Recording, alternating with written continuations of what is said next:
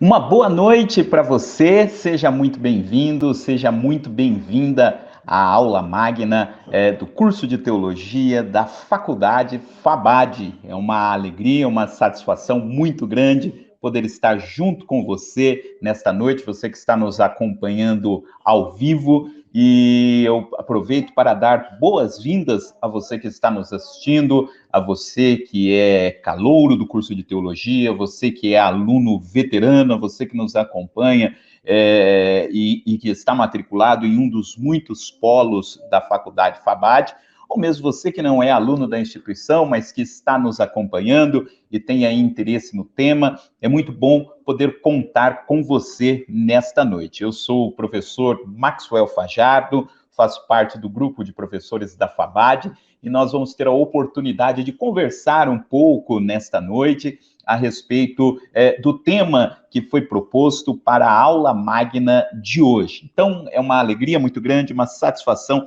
poder conversar com você, onde quer que você esteja nos acompanhando, onde quer que você esteja nos assistindo neste momento. E eu começo aqui fazendo os meus agradecimentos. Em primeiro lugar, agradeço a você que está nos acompanhando, agradeço a toda a diretoria da FABAD, que de uma forma tão carinhosa tem me acolhido nesses últimos dias, e agradeço também pelo convite para estar ministrando esta aula magna nesta noite, especialmente ao coordenador do curso de Teologia, o professor Denilson, que junto com toda a sua equipe tem feito esse trabalho de uma forma tão excelente para todos vocês que estão nos acompanhando. Então, meu muito obrigado, é uma alegria imensa poder estar junto com a FABAD neste semestre e também estar junto nesse momento, nesta noite, falando aqui do nosso tema da aula magna. Eu espero que você nos acompanhe, com certeza é um assunto do seu interesse que nós vamos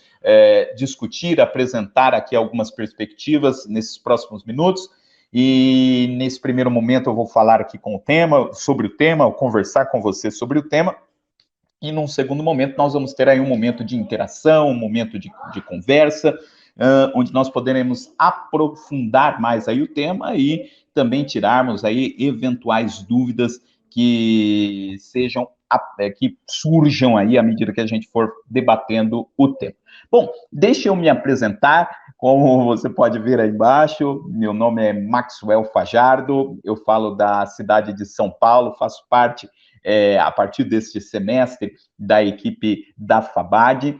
Eu sou professor dentro da área de História. A minha formação inicial é em História, sou formado em História, sou formado em Pedagogia e também estou envolvido com o estudo da Teologia. E nos estudos de pós-graduação, eu fiz o meu mestrado na área de Ciências da Religião, mais especificamente estudando as relações entre ciências sociais e religião, e depois desenvolvi o doutorado na Unesp, na Universidade Estadual Paulista, na área de História, e a minha pesquisa do doutorado em História foi justamente pesquisando o tema que é o tema da nossa aula de hoje, a história da Assembleia de Deus no Brasil. Então, essa é a minha apresentação, tenho estado envolvido com o pentecostalismo desde a minha infância, então é um assunto que faz o meu coração vibrar também, até por conta de toda a experiência de vida que tive a oportunidade de ter dentro das igrejas pentecostais. E o tema, então, da nossa aula, da aula magna, o tema que me foi proposto, o tema que eu fui convidado para falar, é sobre a história da Igreja Assembleia de Deus no Brasil. Para ser mais preciso, o título que está aí no folder, que está aí no convite, Assembleias de Deus no Brasil, História e Dinâmicas. E antes de nós falarmos sobre o tema, eu acho que é muito importante a gente dizer o porquê da escolha desse tema e o que a gente pensou, né, o que a gente planejou para falar dentro desse tema com você. E, em primeiro lugar, eu acho que é importante que se destaque, a gente vai falar sobre a história das Assembleias de Deus no Brasil, da Assembleia de Deus no Brasil, mas não numa perspectiva confessional, não numa perspectiva apologética. Então, a ideia aqui não é fazer uma defesa da Assembleia de Deus, e também não é a ideia de fazer uma crítica da Assembleia de Deus, mas entender a Assembleia de Deus como um fenômeno social que merece ser estudado. E não somente por aquele que é assembleiano, por aquele que está envolvido nas atividades da igreja. A Assembleia de Deus é um fenômeno social que merece e que deve ser estudado, tanto por aquele que faz parte dela, quanto por aquele que a observa externamente. E existem vários motivos que nos incentivam a pesquisar as Assembleias de Deus. E sempre que eu vou falar desse assunto, do porquê estudar as Assembleias de Deus do ponto de vista da história, eu gosto sempre de contar um pouco da minha experiência pessoal quando eu comecei a estudar esse tema das Assembleias de Deus. Quando eu fazia a minha graduação em História, e eu estava caminhando aí para os últimos semestres do curso, é aquele momento em que a gente começa a pensar no tema do TCC, no que a gente vai estudar, no que a gente vai pesquisar no trabalho de conclusão de curso. Eu sei que tem vários alunos que estão nos acompanhando aqui, que estão nessa fase também, de escolha do tema, enfim, dos contatos com o orientador, e eu fiz a minha graduação na área de História. E eu tinha o interesse de fazer uma pesquisa de TCC sobre os evangélicos no Brasil, né? Na época não era nem especificamente sobre a Assembleia de Deus, mas pesquisar um pouco mais dentro da área de história, a história dos evangélicos do Brasil, pensar em alguma temática dentro dessa perspectiva. E eu me lembro que dentro da minha graduação em História, eu fui conversar com alguns professores da área de História que pudessem ser possíveis orientadores da minha pesquisa.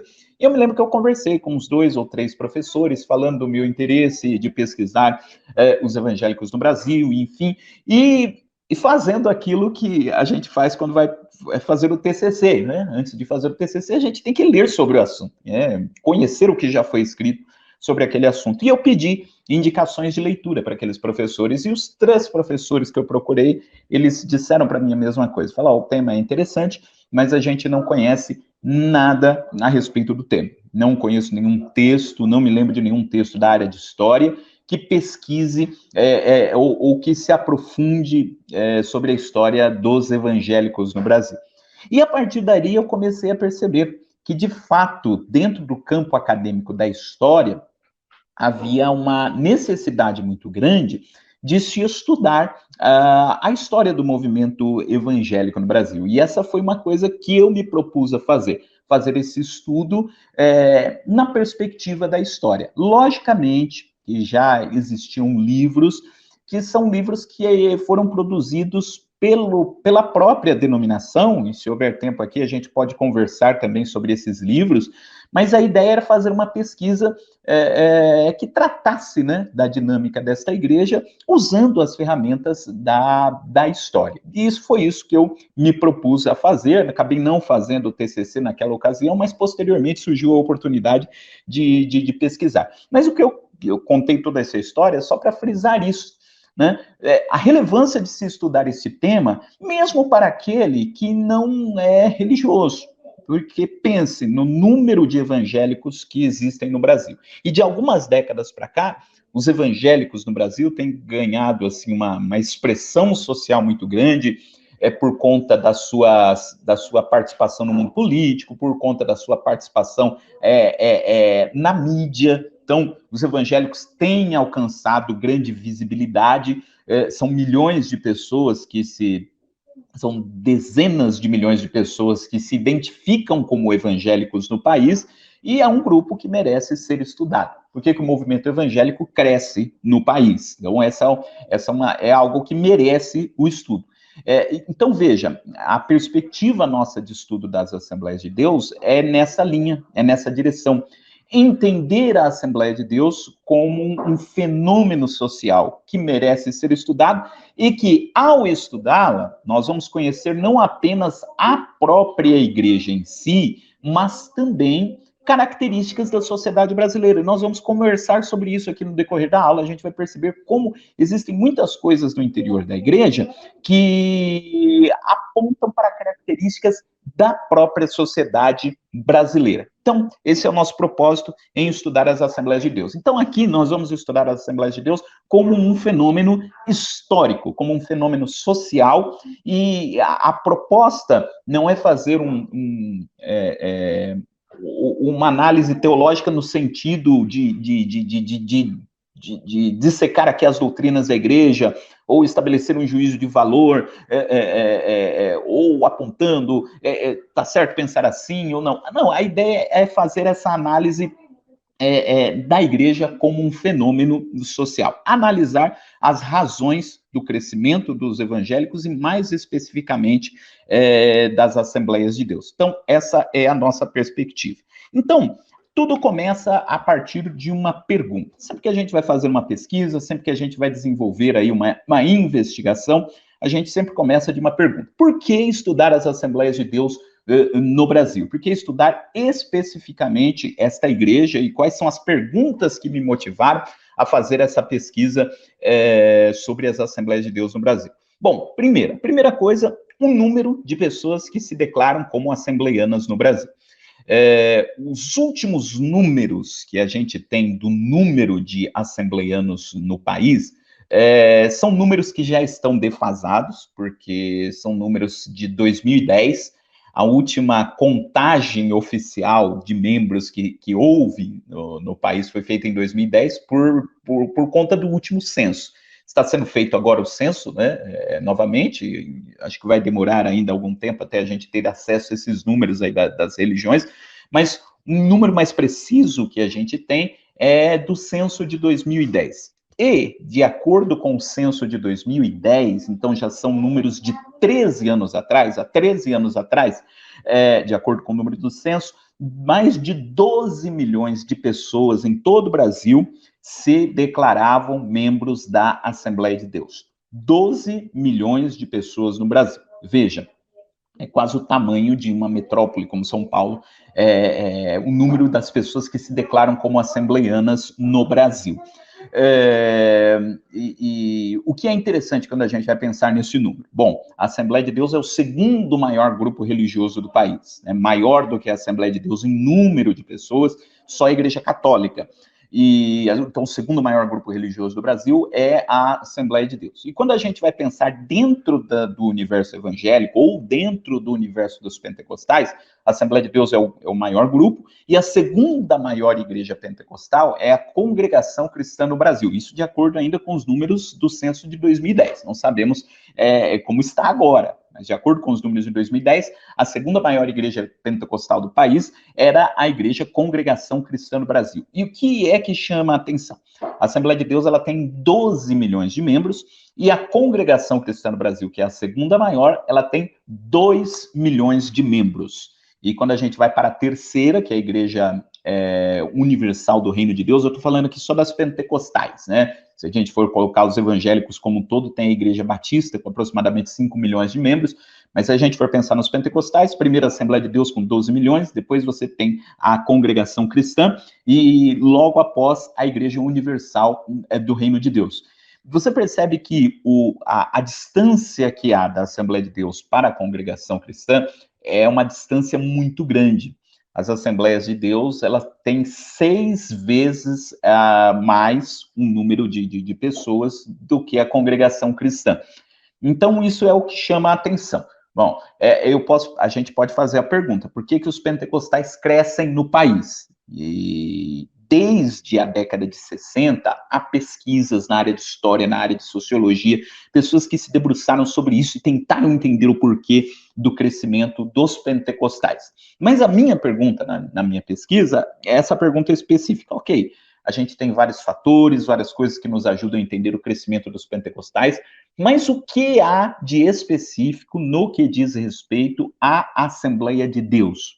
O que há de específico nas Assembleias de Deus? Porque tem várias igrejas pentecostais.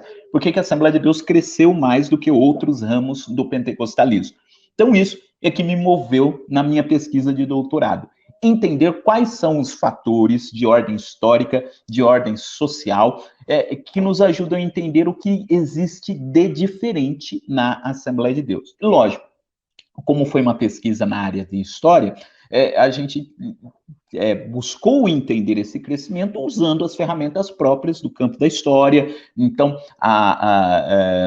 pensando assim com um olhar externo, né? Quais são os fatores sociais que nos ajudam a entender o crescimento específico das Assembleias de Deus? E o que chama a atenção nas Assembleias de Deus é isso. Primeiro, o número de pessoas, e, em segundo lugar, um fenômeno que é bem característico da Assembleia de Deus. Eu sei que entre os nossos alunos, nós temos vários alunos que são das Assembleias de Deus e que podem comprovar isso que eu vou falar. Não é possível a gente falar no Brasil de uma Assembleia de Deus. A gente tem Assembleias de Deus. As Assembleias de Deus, elas não são um movimento único, um movimento singular. As Assembleias de Deus, elas estão distribuídas em ministérios, em grupos independentes, que são os chamados ministérios. E isso eu digo até lá na introdução da pesquisa, que se você sair de carro viajando, né, pelo país, você inevitavelmente vai passar por algum templo da Assembleia de Deus, seja um templozinho pequeno, seja uma grande catedral. Em algum momento da sua viagem, se você viajar para qualquer lugar do país, você vai se deparar com algum templo da Assembleia de Deus. Mas se você for parar para ver a placa da Assembleia de Deus, você vai ver que na maioria dos casos, depois do nome Assembleia de Deus, você tem um indicativo posterior, Ministério do Belém, Assembleia de Deus, Ministério de Madureira, Assembleia de Deus, Missão Vida, assim, existem milhares de ministérios assembleanos, os grandes ministérios, que são conhecidos em todo o país, e os pequenos ministérios assembleanos também. Então, é como se fosse meio que um sobrenome, né, da igreja. Você tem a Assembleia de Deus, depois você tem o nome, ministério. Tanto é que, se você que está me acompanhando for assembleano, vai poder comprovar isso também. Eu digo que sempre a primeira coisa que um assembleano pergunta para o outro quando os dois se encontram, quando você cumprimenta, você é assembleano e cumprimenta um outro assembleano, a primeira pergunta que um faz para o outro é: qual é o seu ministério? E dependendo da resposta que o outro der, você já entende se ele está mais próximo de mim ou se ele está mais distante, se a igreja é mais parecida com a minha, se ela é mais distante, porque a Assembleia de Deus, ela é uma igreja que está dividida em vários grupos que são esses ministérios. E isso é uma grande dificuldade para se entender a Assembleia de Deus, inclusive para quem é da Assembleia de Deus. Porque a Assembleia de Deus, ela está dividida em ministérios, e além dos ministérios tem as convenções. Então, às vezes, os ministérios são independentes, mas eles estão ligados a uma mesma convenção, e aí tem convenção que tem influência sobre determinado ministério, mas não tem sobre outro.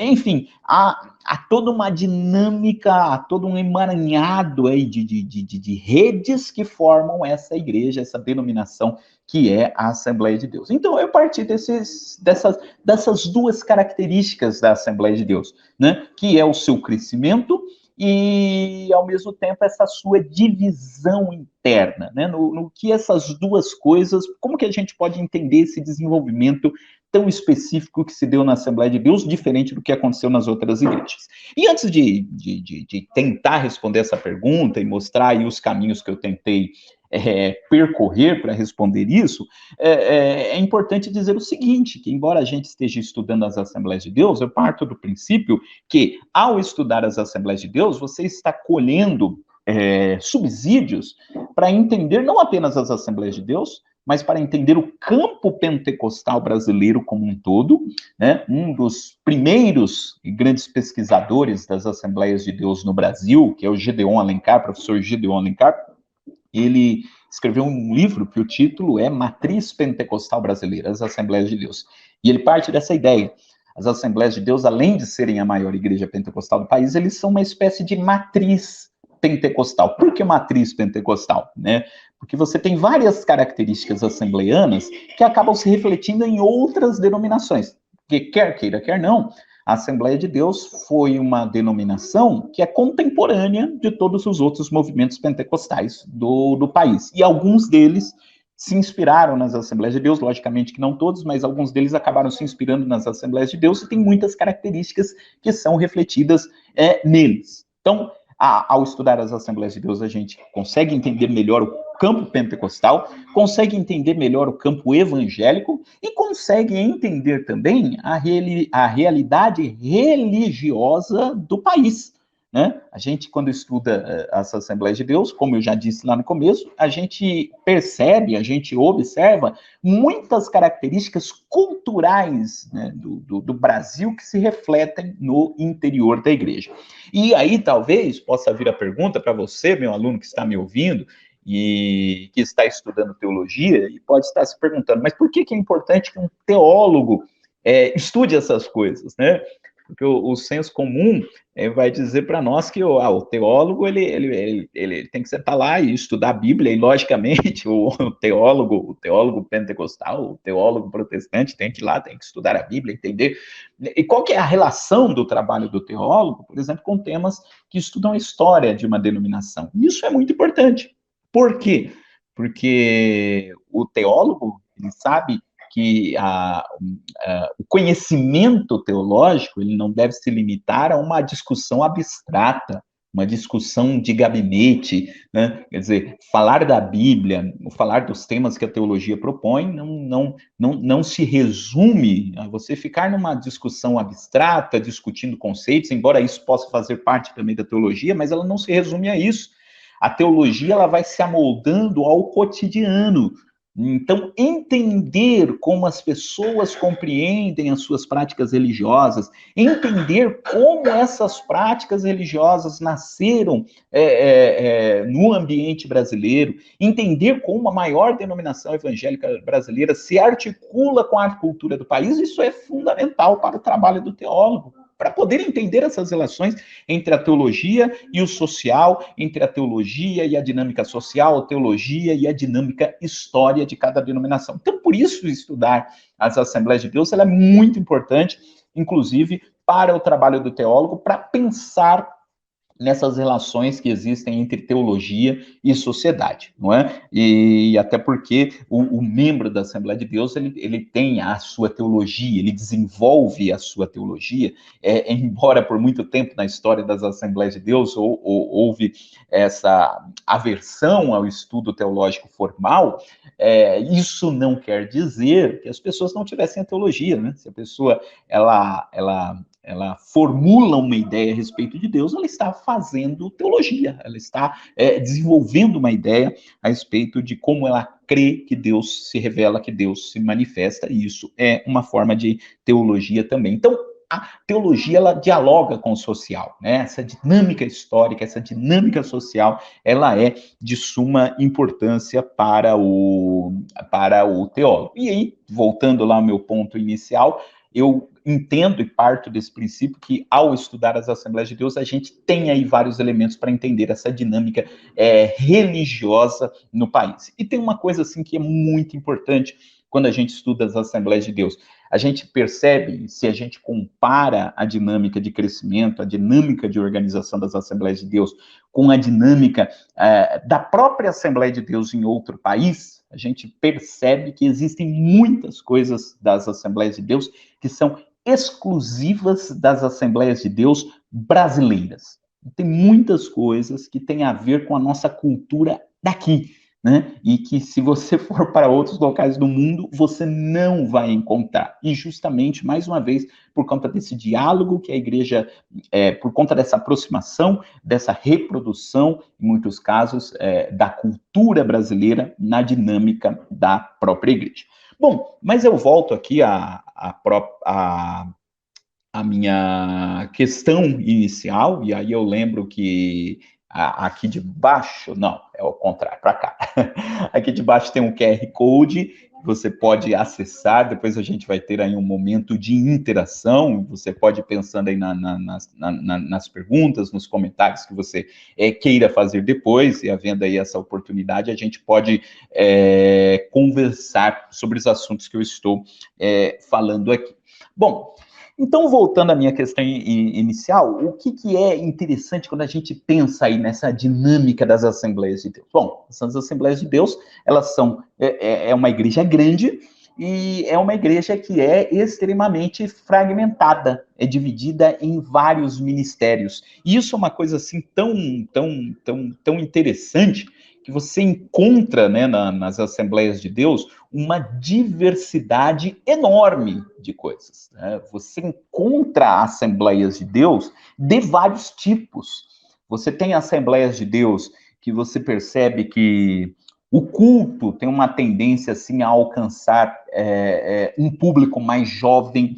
Por outro lado, você tem as Assembleias de Deus que mantêm uma tradição, tem a questão dos usos e costumes, não é? Existem Assembleias de Deus que mantêm essa tradição das vestimentas que podem ou que devem ser usadas pelas mulheres, por exemplo, determinadas práticas que não podem ser feitas em determinado ministério, em outro ministério podem. Ou seja, as Assembleias de Deus são formadas por essa diversidade de coisas, de formas, né, de se adequar a essa tradição. Então, essa é uma característica das Assembleias de Deus. E para a gente poder, então, entender como é que isso tudo nasceu, a gente tem que voltar lá na origem, né? De onde é que vem as Assembleias de Deus, como é que as Assembleias de Deus elas nascem, né, no campo religioso brasileiro, como que é essa história da denominação, como isso pode nos ajudar a entender essa dinâmica atual da igreja. Bom, talvez boa parte dos que estamos assistindo saibam disso. As Assembleias de Deus, elas foram fundadas por dois missionários suecos, Gunnar Wingren e Daniel Berg. Eles vieram para o Brasil no ano de 1910, mas antes de vir para o Brasil em 1910, eles tiveram uma experiência religiosa, eles tiveram uma experiência com o pentecostalismo nos Estados Unidos. Era um momento em que a Suécia, no começo do século XX, na passagem do 19 para o 20, mas nos primeiros anos do século XX, a Suécia não era o país rico que é hoje. Então, houve um êxodo muito grande, uma saída de muitos jovens suecos para outras nações do mundo, principalmente os Estados Unidos, com a ideia de fazer a vida nos Estados Unidos. Daniel Berg e Gunnar Wingren foram dois jovens que deixaram a Suécia no começo do século XX, foram para os Estados Unidos para ganhar a vida lá nos Estados Unidos. Eles eram dois jovens batistas, e quando eles foram para os Estados Unidos, eles tomaram contato com o pentecostalismo. O movimento pentecostal, ele tinha explodido nos Estados Unidos no começo do século XX, foi também algo que aconteceu aí na passagem do século XIX para o século XX, né? Inclusive, se tornou muito forte essa ideia de que o pentecostalismo moderno nasceu nos Estados Unidos, embora essa ideia, né, de que o pentecostalismo moderno nasceu nos Estados Unidos. Quando eu digo de pentecostalismo moderno, né, é que a gente sempre faz essa ressalva, né, sempre existiu no decorrer da história da igreja, desde dos tempos bíblicos, relatos, registros de manifestações do Espírito Santo, da glossolalia, né, do batismo com o Espírito Santo, enfim, mas não é o nosso tema aqui hoje, mas dizer que essa revigoração do movimento, esse surgimento do pentecostalismo moderno, que é atribuído aos Estados Unidos, hoje se questiona muito essa ideia. Existem muitos estudiosos de diferentes países que estudam essa origem do pentecostalismo e que têm chegado à conclusão de que, embora nos Estados Unidos o movimento pentecostal moderno tenha ganho uma dimensão assim incrível, reconhecida até hoje, não foi o único foco de estabelecimento do pentecostalismo no começo do século XX. Em outros lugares do mundo, na mesma época ou até antes disso, já há relatos de manifestações semelhantes àquelas que aconteceram nos Estados Unidos. Mas os Estados Unidos é que ganhou a maior evidência, né? E existem algumas cidades dos Estados Unidos onde esse fenômeno ganhou corpo. O mais famoso deles é o fenômeno de Los Angeles, não? O fenômeno lá da Rua Azusa. Quem nunca ouviu falar da Rua Azusa? Por meio do missionário William Seymour, que é considerado como o pai do pentecostalismo moderno, embora antes dele já outras expressões pentecostais já estivessem se manifestado, né, inclusive do próprio Parham, que sistematizou isso melhor, mas enfim, também esse não é o tema aqui da nossa aula, mas só para destacar isso, né, Los Angeles foi um foco do pentecostalismo lá em 1906, e inclusive até algumas pessoas acabam erroneamente até trazendo essa ideia de que foi lá da Rua Azusa que o pentecostalismo veio para o Brasil, e não foi. O pentecostalismo de Azusa tomou uma dimensão, tomou um corpo assim que repercutiu por diferentes lugares do mundo e influenciou num outro movimento pentecostal, um outro foco do movimento pentecostal nos Estados Unidos, na cidade de Chicago. Quem liderou o pentecostalismo, esse movimento pentecostal, né, na igreja de Chicago, foi o William Durham. E Gunnar Wingre e Daniel Berg conheceram o pentecostalismo não em Los Angeles, não na Rua Azusa, mas em Chicago, por meio do pastor William Durham. Mas para encurtar a história, de Chicago eles vieram para o Brasil, e existe toda uma história, né, que é celebrada, que é contada nos livros que contam a história das Assembleias de Deus, a respeito do desejo que os dois tinham de se tornarem missionários, e num culto de oração, né, numa reunião de oração, ouviram de um irmão chamado Adolfo Udim, dizendo que eles deveriam ir para o Pará, e, enfim, eles vieram para o Belém do Pará, no norte do país, e, lógico, não dá para a gente contar essa história aqui toda, mas se estabeleceram lá no norte do país, na Igreja Batista de Belém do Pará, e lá em Belém do Pará, eles acabaram pregando sobre as doutrinas pentecostais, e alguns meses depois que eles estavam ali,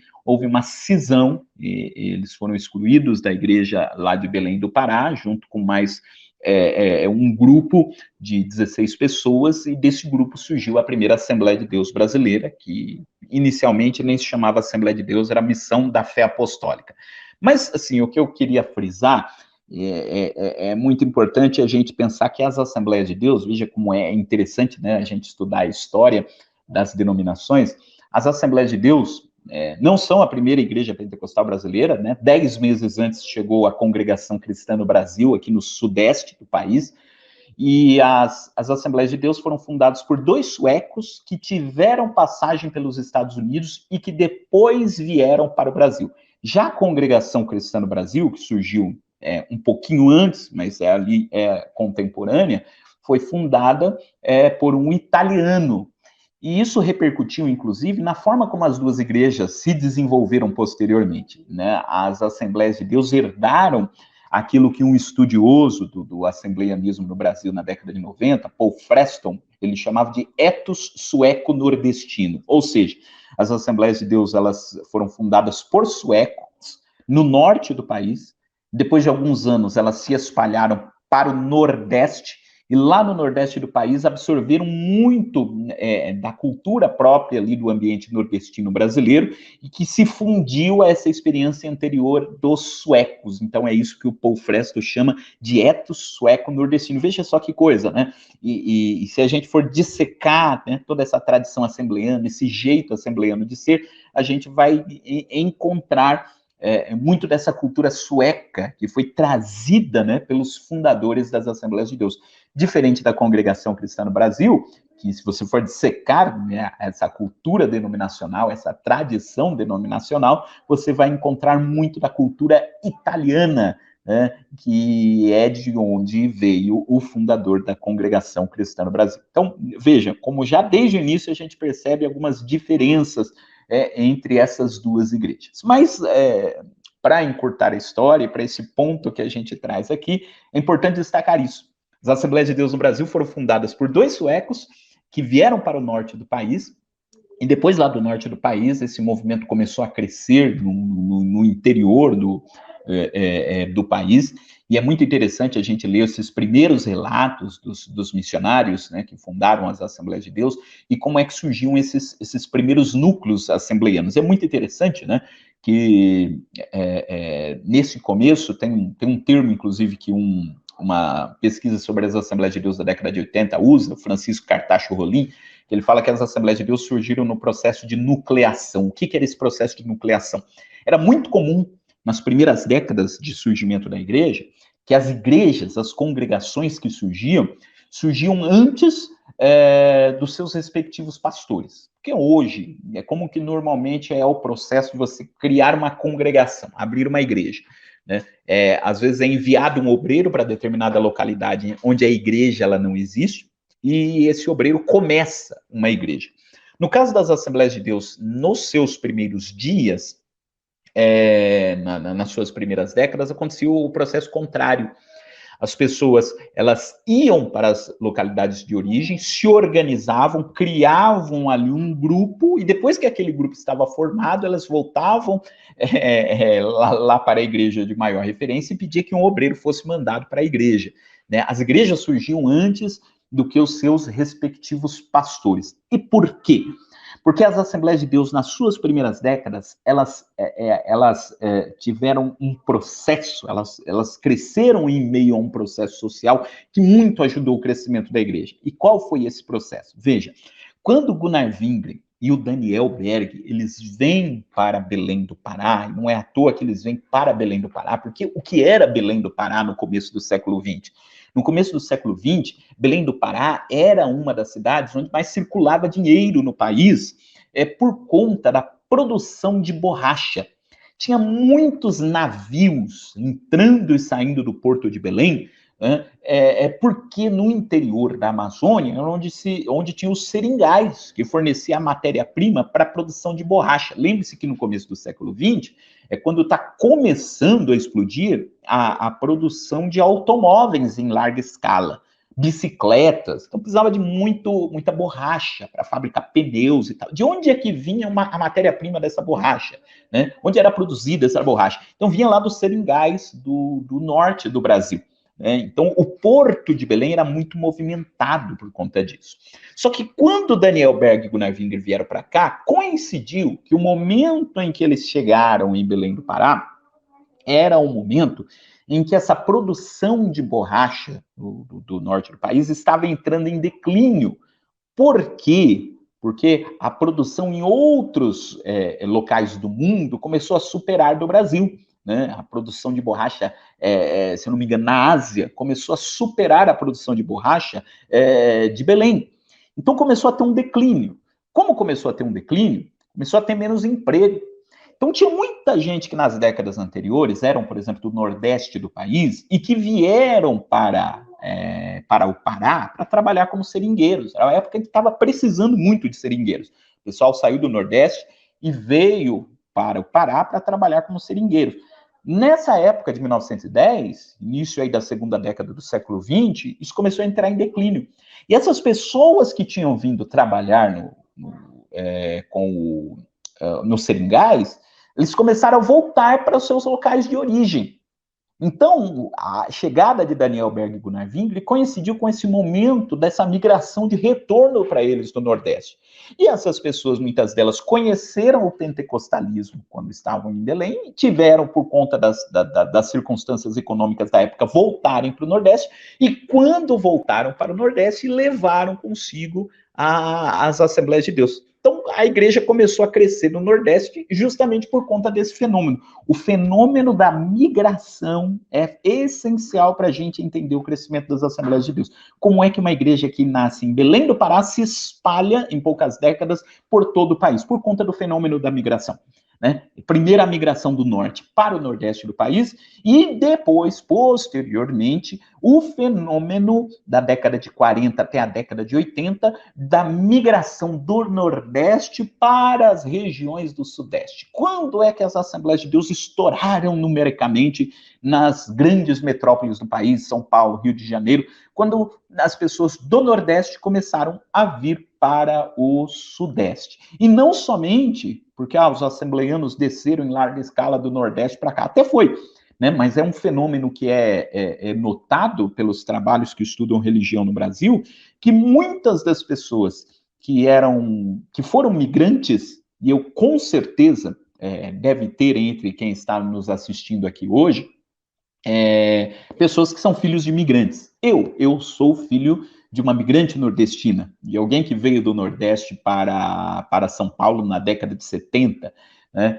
No caso, ela já era assembleiana, mas com certeza tem muita gente que está me acompanhando agora, que é migrante ou que é filho de migrante e que tem essa experiência. E em muitos casos, verificou-se que há muitos migrantes que, quando estavam lá no Nordeste, eram católicos e depois que migraram, depois que chegaram à metrópole, se converteram, se tornaram evangélicos, se tornaram pentecostais. Essa mudança, essa migração influenciou na escolha da nova religião.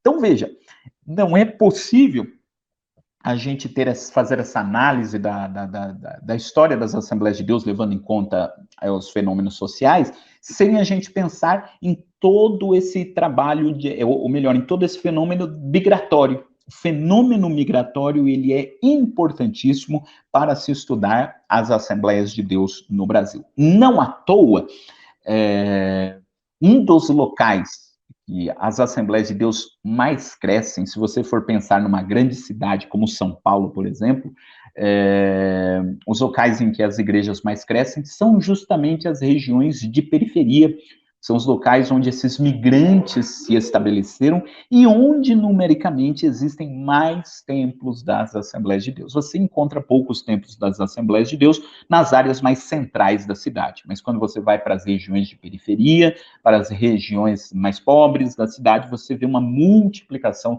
de templos, justamente porque essas questões de ordem social, essa questão da migração, nos ajuda a entender esse fenômeno do crescimento das Assembleias de Deus no Brasil. Logicamente que se a gente for entender ou pensar no crescimento das Assembleias de Deus a partir das categorias da própria igreja, as categorias religiosas, é claro que a gente vai explicar, né? A gente vai dizer que houve a ação do Espírito Santo nesse fenômeno de crescimento, e eu não duvido disso, e aí pensando como alguém que é de dentro da igreja, a gente vai explicar isso, mas a gente não pode dissociar, né, acreditando na ação do Espírito Santo, e aí a gente fala como teólogo, a gente acredita que a ação, o teólogo, ele acredita que a ação do Espírito Santo se dá em meio às relações dos seres humanos. Então, as relações sociais, o Espírito Santo vai atuando nessa dinâmica. Então, não há como isolar uma coisa da outra, mesmo que se creia que a igreja é uma instituição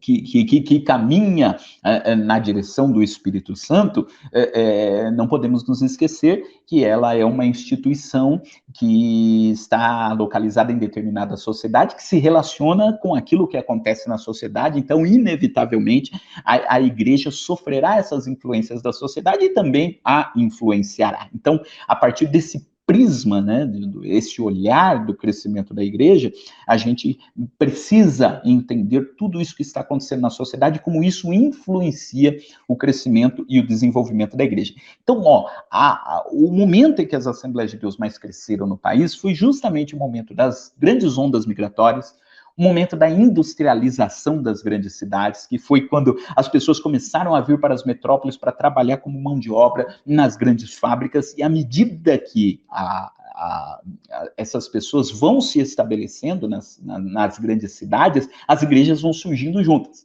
Inclusive, no livro, meu livro, que está essa pesquisa que eu estou falando aqui para vocês, tem um capítulo que eu analiso o crescimento das Assembleias de Deus na cidade de São Paulo, na região metropolitana de São Paulo. E é muito interessante, assim, que se você pega um mapa das igrejas, Assembleias de Deus em São Paulo, é claro que não dá para fazer um mapa exaustivo, são muitas denominações, muitos ministérios assembleianos que existem, mas você percebe que as igrejas mais antigas, né, as Assembleias de Deus mais antigas em São Paulo, elas estão localizadas perto das linhas de trem, que eram as rotas dos trabalhadores, né, nessa época de grande expansão industrial. E você vai perceber que o mapa das Assembleias de Deus em São Paulo, das principais Assembleias de Deus em São Paulo, ela casa com o mapa das linhas do trem. As igrejas mais antigas estão próximas das linhas dos trens, justamente por conta disso, porque houve um processo aí similar, né, do crescimento das periferias da cidade com o crescimento da própria igreja. Um processo está extremamente relacionado com o outro. E por isso que eu disse lá no começo, ao estudar a igreja, a gente está estudando as características da própria sociedade brasileira também. Então, para entender as Assembleias de Deus, a gente precisa entender toda essa diversidade de culturas, toda essa diversidade de dinâmicas que se cruzam. São missionários suecos que se desenvolvem no norte e no nordeste do país, né? Depois tem todo esse processo de industrialização, de urbanização, de migração, que forma um caldo que nos ajuda a entender essa dinâmica de crescimento das igrejas, sobretudo nas maiores e nas principais cidades do país. Bom, eu acabei dando um resumo geral aqui da minha proposta, da minha ideia, mas na minha pesquisa, voltando à questão que eu lancei aqui no final, no começo da minha fala, como entender, então, isso que acontece nas Assembleias de Deus? Né? As Assembleias de Deus, elas cresceram mais, elas cresceram tanto, e por quê?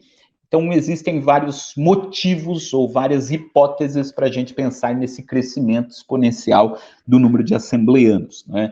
E cruzando isso com aquelas informações do grande número de ministérios. Para você ter uma ideia, essa questão dos números de ministérios assembleanos, uma pesquisa anterior que eu fiz, foi a minha pesquisa de mestrado, eu pesquisei um bairro aqui da cidade de São Paulo, e eu fiz um mapeamento das igrejas pentecostais desse bairro, e eu encontrei mais de 20 ministérios assembleanos dentro de um bairro de 70 mil habitantes. 20 ministérios assembleanos, né? Igrejas que são ligadas a grandes convenções assembleanas ou pequenos ministérios, que às vezes é um pequeno salãozinho, mas que se define como um ministério assembleano independente. Então, as Assembleias de Deus, elas estão divididas nesse grande número de ministérios. E como que eu fiz para tentar explicar essa dinâmica e como que isso se relaciona com o crescimento da igreja? Bom, na minha pesquisa, quando eu comecei a pesquisar as Assembleias de Deus, eu dizia bastante, né, que as Assembleias de Deus, elas são uma igreja fragmentada. Tanto é que você pode perceber que isso até virou a forma automática de falar, né? Não falo sobre assembleia. Se você percebeu, eu sempre acabo falando no plural, né? Assembleias de Deus. Não é possível falar de uma Assembleia de Deus no Brasil. Existem Assembleias de Deus, ministérios. Só que tem um fenômeno interessante nessas Assembleias de Deus, porque existem fatores comuns que você encontra nas diferentes Assembleias de Deus. Então, você pode ir em Assembleias de Deus de ministérios diferentes, mas tem coisas que você vai encontrar nos dois, né? Um crente chamando o outro com a paz do Senhor. É uma marca assembleana que não é só assembleana, mas nasceu na Assembleia de Deus brasileira e passou para outros ministérios.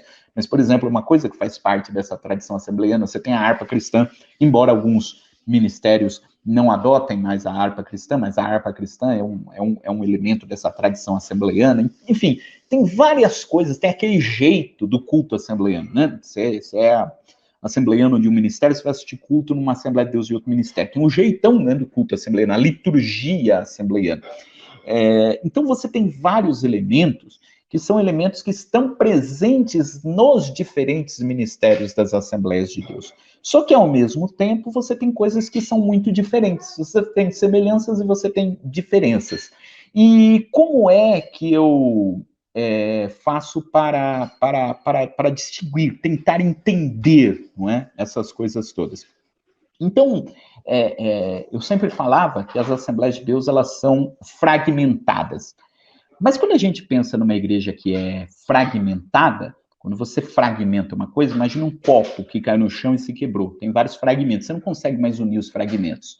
E não é assim que acontece com as Assembleias de Deus. Ela não está fragmentada ao ponto de você não conseguir juntar uma coisa com outra, né? Tem elementos que, mesmo nos diferentes ministérios, você consegue encontrar. Então, a ideia que eu usei na minha pesquisa é a ideia do esgarçamento. Então, eu penso a seguinte: As Assembleias de Deus é como se fosse um tecido que ele vai sendo colocado sob pressão e tem algumas partes dos fios que vão se rompendo e outros fios, eles vão permanecendo juntos. E é justamente isso que aconteceu nas Assembleias de Deus. Elas começaram como uma igreja única, como uma matriz única, mas à medida que o seu desenvolvimento histórico foi se dando, essa igreja ela foi esgarçando institucionalmente, e com isso o que aconteceu? Existiam alguns fios da igreja que se romperam, né? Ou seja, são coisas que são bem diferentes de um ministério para outro, e outros fios eles permaneceram unidos, que são os elementos que, independente do ministério onde você vai, você percebe que eles ainda permanecem iguais. Então, é nessa dinâmica que as Assembleias de Deus crescem. Elas vão se diversificando, mas, ao mesmo tempo, mantendo alguma coisa, um assembleanismo, assim, comum. Né? Então, isso é muito importante para a gente poder entender essa dinâmica, essa lógica do crescimento assembleiano. E a minha hipótese, que é a hipótese que eu trabalho na minha pesquisa, é que o crescimento da igreja tem a ver justamente com isso. Porque à medida que a igreja ela vai se esgarçando, ela vai se diversificando, ela consegue crescer entre diferentes públicos, diferente do que acontece em outras igrejas. Quando você pega a Igreja Universal, você pega a Igreja Congregação Cristã no Brasil, são denominações que elas têm características mais semelhantes. Né? Se você vai num culto de uma igreja, você vai no culto de outra igreja da mesma denominação, você vai perceber que as coisas são muito parecidas. Nas Assembleias de Deus, por haver essa diversificação interna, você consegue crescer entre diferentes públicos. Por exemplo, vamos pegar de uma coisa que tem muito a ver com esse cotidiano da Assembleia de Deus. Você tem cultos em Assembleias de Deus onde se bate palma durante os hinos, durante a celebração religiosa. E você tem ministérios assembleianos onde não pode bater palma. Então, falando assim, em linhas gerais, de uma forma bastante simplificada, a gente pode dizer que é possível ser assembleiano batendo palma e é possível ser assembleiano não batendo palma. E quando você vai para outras igrejas, você não tem essas duas possibilidades. Então, quando a gente fala que a Assembleia de Deus foi a igreja que mais cresceu, na realidade foram os ramos da igreja que mais cresceu. São várias denominações, que são os ministérios, que estão dentro desta plataforma maior, dessa plataforma institucional, que é chamada de Assembleia de Deus. E nessa dinâmica que a gente consegue entender o porquê que as Assembleias de Deus cresceram, e pelo menos essa é a hipótese que eu levanto, que eu trabalho na minha pesquisa. E aí, já caminhando aí para o momento final dessa nossa primeira parte, depois a gente vai ter um momento aí de mediação também, tudo isso que eu estou falando aqui para vocês, como eu disse lá no começo, faz parte da minha pesquisa, é uma pesquisa de doutorado que foi desenvolvida lá na Unesp, na Universidade Estadual Paulista, é uma pesquisa que durou 4 anos, né, estudando todos esses aspectos das Assembleias de Deus e toda essa discussão que eu estou propondo aqui, essa forma de enxergar a igreja, essa forma de compreender essa dinâmica histórica da igreja. Tudo isso foi feito com análise de material, principalmente os materiais que foram produzidos pela igreja no decorrer dos seus anos, os materiais como revistas de escola dominical, material como inário, e principalmente a imprensa da igreja. A igreja tem um jornal oficial que desde a década de 30 circula, e eu fui fazer a leitura desses jornais para poder entender, tentar fazer essa reconstituição histórica, não é, das Assembleias de Deus, porque quem trabalha com história sabe muito bem disso. Não existe como a gente reconstituir não tem como a gente reconstituir a história de determinada coisa, né? Assim, como aconteceu. O historiador não é aquele que vai chegar aqui e vai dizer foi exatamente assim. O que o historiador tem acesso é as fontes do passado. É a forma como essa história foi registrada e que a gente consegue reconstituí-la, né? E eu fui atrás dessa reconstituição da história das Assembleias de Deus, e isso tudo foi reunido na minha pesquisa, que posteriormente se transformou em livro, e eu reúno aqui nesse livro, Onde a Luta se Travar, uma história das Assembleias de Deus no Brasil. Para quem é assembleiano, sabe que o título Onde a Luta se Travar é o refrão de um dos mais famosos hinos da harpa cristã, que é o hinário oficial da igreja, que é o hino 212, né, os guerreiros se preparam. Então, onde a luta se travar. Por que onde a luta se travar? Bom, primeiro porque esse hino é muito representativo da história das Assembleias de Deus, E, em segundo lugar, porque muitas lutas se travaram no interior das Assembleias de Deus. Essa luta, por exemplo, dos migrantes em se estabelecerem em novas cidades, as lutas internas, as disputas de poder no interior da igreja, enfim, muitas lutas nos ajudam a entender essa configuração das Assembleias de Deus, tais quais ela está estabelecida hoje. Então, tudo isso está reunido nesse livro, se você tiver interesse depois em conhecer, Onde a Luta se Travar, uma história das Assembleias de Deus no Brasil. Nessa aula magna, na realidade, o que eu fiz foi trazer alguns fragmentos dessa pesquisa, dar uma ideia geral do que a gente pretendeu analisar, de como a gente pretendeu trabalhar com esse tema, mas com certeza há muito mais coisas que aqui eu expliquei superficialmente, e que na leitura do texto você vai poder ter aí uma análise mais aprofundada e acompanhar aí melhor os argumentos a respeito do crescimento das Assembleias de Deus no Brasil.